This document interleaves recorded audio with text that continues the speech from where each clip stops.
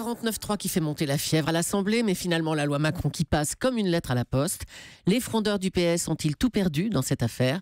Le gouvernement, y laissera-t-il aussi des plumes? C'est la question qui fâche de 7h15 sur Europe 1. Et pour y répondre, je reçois Christian Paul, bonjour. Bonjour. Député socialiste de la Nièvre et donc frondeur. J'imagine que vous avez regardé Manuel Valls hier soir sur TF1 aux 20h.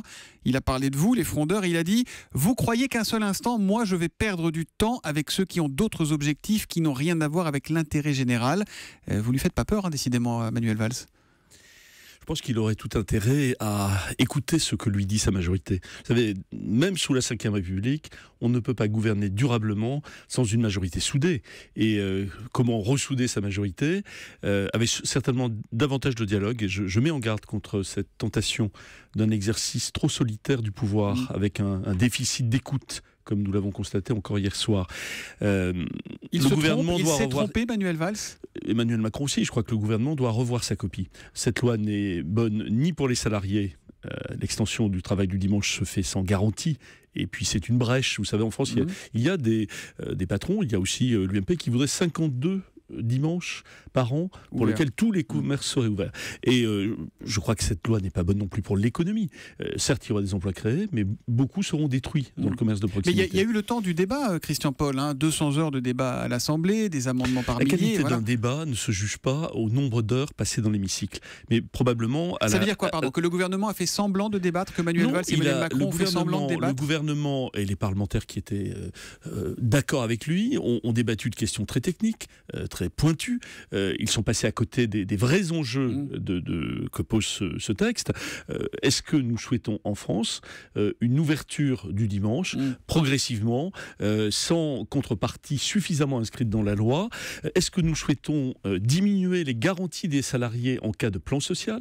Voilà, ça fait partie des questions. C'est pas une loi de gauche qui a été votée pour vous? C'est une loi d'inspiration libérale, mais moi ce qui me pose le plus de problème, c'est qu'elle n'a pas vocation à relancer l'économie. C'est pas une grande loi. Vous savez, le président de la République avait dit c'est pas la loi du siècle. Moi je crois que c'est la loi du siècle précédent. On réinvente le supermarché et l'autobus. Christian Paul, ça dit politiquement, vous avez tout perdu. La loi, elle passe. Le débat, quoi qu'on en dise, il est clos. Le passage au Sénat ne servira à rien. Vous avez affaibli la majorité sans rien obtenir. C'est du perdant-perdant là, non? Il n'y a pas de défaite ou de victoire pour les uns pour les autres. Il faut aujourd'hui... Quand même. On a quand même un gouvernement et une majorité qui sont plus divisés que jamais. Il faut que le gouvernement se ressaisisse.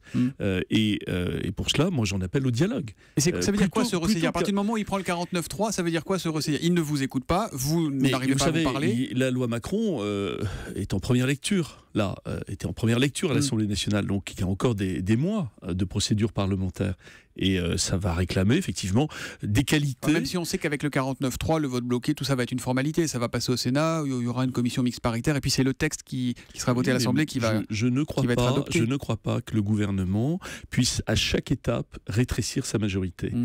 Et je crois que Manuel Valls doit... Mais c'est quoi l'objectif? Quelle est votre logique? C'est quoi? C'est de faire tomber Manuel Valls? Non, ça n'est pas de faire exploser la majorité. Nous sommes des députés socialistes. Nous n'avons pas l'intention de quitter le groupe majoritaire. Vous êtes socialiste, vous restez socialiste dans le même parti que Manuel Valls? Et nous ne voterons pas la motion de censure proposée par l'UMP. Ça, c'est un rituel parlementaire qui n'a pas de sens dès lors qu'il y a une majorité pour faire la politique pour laquelle nous avons été élus. Quand on s'en éloigne, et c'est le cas avec la loi Macron, effectivement, il n'y a plus de majorité de gauche pour voter ce type de loi. Faire passer cette loi Macron au 49.3, est-ce que c'est un acte de faiblesse, Christian Paul? Je crois que Manuel Valls pouvait procéder autrement. Je pense que ce type de démonstration d'autorité, en effet, affaiblit le gouvernement, et en particulier à un moment où il faudrait se concentrer sur les vrais enjeux, à la fois... C'est un acte de faiblesse? C'est un acte de faiblesse de la part du Premier ministre? Mais vous dites comme Florian Philippot, en fait, le vice-président du Front National. Écoutez, je n'ai pas besoin d'aller puiser mon inspiration de ce côté-là du monde politique.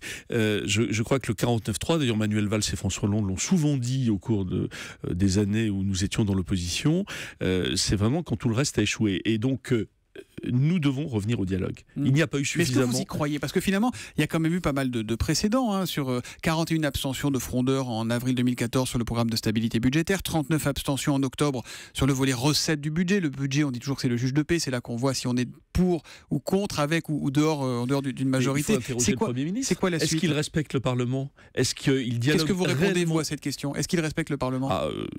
Hier, non. clairement pas. À la fois dans le recours au 49.3 et ensuite dans un discours d'autorité qui ne respecte pas ce que nous sommes. Nous représentons une option possible au sein de la gauche. Il faut être capable de l'entendre. Vous savez, la gauche a toujours été partagée sur les questions économiques et sociales. Il faut trouver les bons compromis pour aller plus loin. La loi Macron n'est pas une réforme moderne. C'est une réforme qui recycle quelques vieilles idées qui ont été évoquées depuis 20 ans. Il y a des réformes structurelles à faire en France. Nous les portons. Nous les avons mises encore récemment dans le débat. Donc que le Premier ministre écoute sa majorité.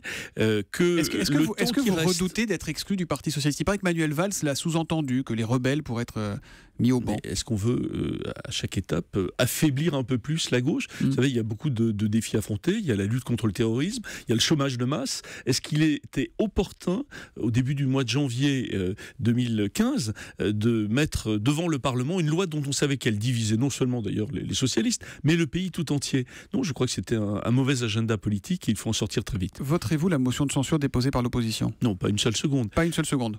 Donc tout ça pour rien, beaucoup de bruit pour rien. Pas du tout. Il fallait montrer clairement au Premier ministre qu'il y avait, de la part de dizaines de députés socialistes, la volonté de ne pas accompagner une loi qui n'est aujourd'hui ni juste ni efficace. Pendant des années, on a dit qu'on avait la droite la plus bête du monde, selon l'expression de Guy Mollet. Aujourd'hui, vous avez le sentiment de faire partie de la gauche la plus bête du monde, Christian Paul? Je vous trouve très sévère.